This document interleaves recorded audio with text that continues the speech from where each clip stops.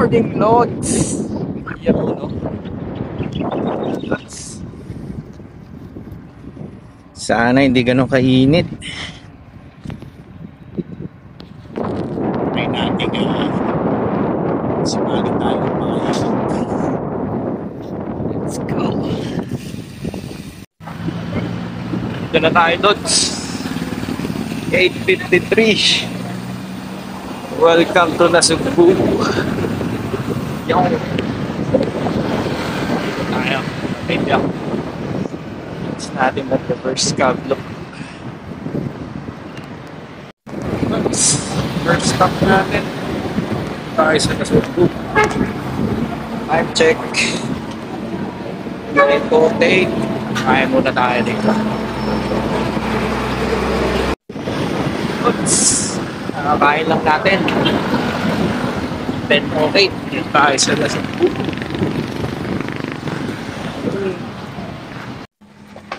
Yun, ginagawa yung tulay dito.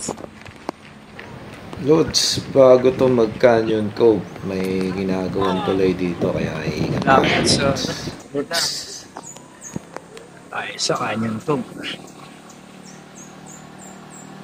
Ako na tayo dito. Lods, pinili nga pala natin yung ruta sa Kawayan Cove. Okay din ang ahon dito, mapapalabang ka. At meron namang reward na lusong at magandang view afterwards. Ayan o, kitang-kita naman, Lods. Lods, may nadaan nga palang mga bata rito. Talaga nakakawala ng bata. Shoutout na, shoutout! Shoutout, shoutout!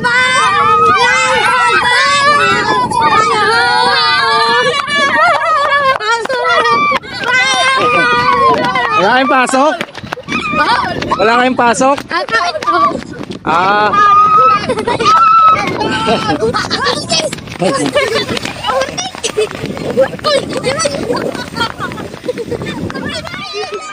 Ingat kayo ah. Buti malilim, Lods. May time na naglililim siya. Hindi, sunod tayo. Lods, sa mahabang patag nga pala ng reverse cab loop, dito mo ma-appreciate yung magandang view. Kaso, bihira ang lilim dito, kaya kung mainit ang panahon, kagaya ngayong araw na to, mataas ang heat index, talagang babad na babad ako dito, Lods.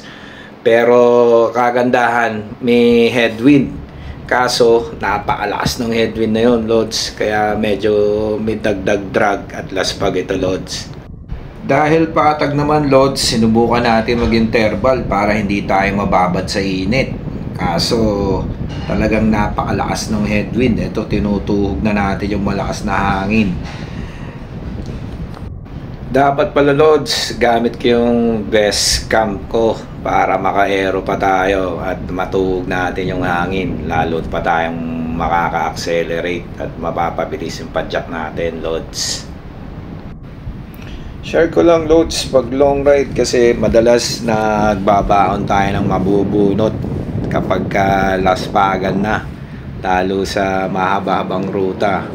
Kaya dapat ready kang meron kang makakain na carbohydrates kasi number 1 fuel natin sa ride. Tapos dapat mag-hydrate tayo, lalong lalo na yung with electrolytes, Lods, na mga fluids. Bumili nga pala ako ng hopya. Yan yung sikreto natin for today. 4 na piraso lang pero nakatulong siya, Lods, kasi inabot na tayo ng tanghali sa kalsada. Tumambay nga pala tayo saglit, Lods, for mandatory selfie and video dito sa Kibyang Tunnel. Talagang mandatory yun, Lods, pag pupunta ka rito para lalo mong ma-appreciate yung ride mo.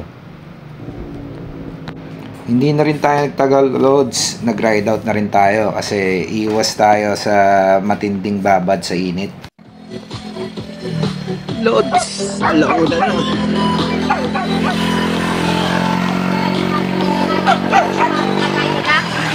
Ito tayo sa paboritong ahon dito sa Kibyang. Yan o. Banayad whiskey yan, Lods.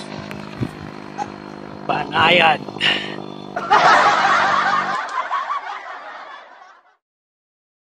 Lods, may napansin nga pala ako sa ride ko kahapon. Nung dumaan ako dito sa part na to, napakatining na tunog. Ang tagal nung part na maririnig mo siya. So, panira siya dun sa ganda ng lugar. Kasi usually pag dumadaan ka rito, napakatahimik.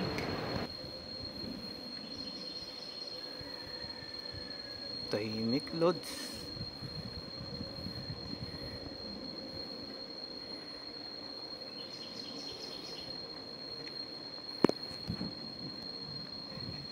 Ito yung isa sa paborito nating spot dito sa Kaibiyang.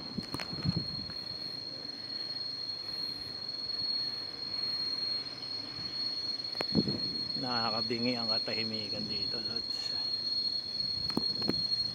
May nadaanan nga pala akong mga unggoy dito, Lods. Medyo tumigil tayo ng konti kasi pinapakain siya. Baka bigla tayo sunggaban. Kaya pinalakpas muna natin yung truck na nagpapakain. Lods, ginutom na tayo. Ito, re-recover tayo dito sa Jollibee. Bida ang saya rito, Lods. At napakasaya ng mga crew rito. Tuwa tayo na hiningi na rin tayo ng tubig. Bigay natin. Shout out! Ayan o. Ride safe palagi po. Ayan o. Salamat din, sir.